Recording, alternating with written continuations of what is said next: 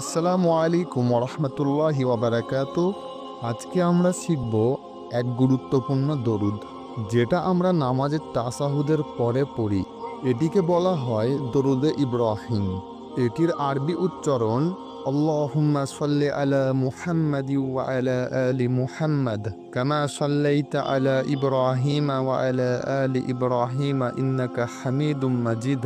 اللهم بارك على محمد وعلى آل محمد كما باركت على إبراهيم وعلى آل إبراهيم إنك حميد مجيد।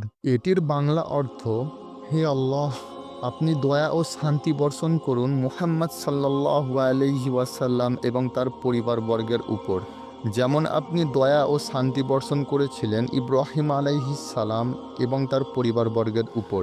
নিশ্চয় আপনি প্রশংসিত ও মহিমাময়। হে আল্লাহ, আপনি বরকত দান করুন মুহাম্মদ সাল্লাল্লাহু আলাইহি ওয়াসাল্লাম এবং তার পরিবারবর্গের উপর, যেমন আপনি বরকত দান করেছিলেন ইব্রাহিম আলাইহিস সালাম এবং তার পরিবারবর্গের উপর। নিশ্চয় আপনি প্রশংসিত ও মহিমাময়। এই দরুদটি পড়ার মাধ্যমে আমরা আল্লাহর কাছে প্রিয় নবী মুহাম্মদ সাল্লাল্লাহু আলাইহি ওয়াসাল্লামের জন্য দোয়া করি। আসুন নিয়মিতভাবে দরুদ পড়ি এবং তা অন্যদের মাঝেও ছড়িয়ে দিই। যদি এই ভিডিওটা দেখে আপনাদের ভালো লেগে থাকে, একটা লাইক করুন এবং সাবস্ক্রাইব করে পাশে থাকুন।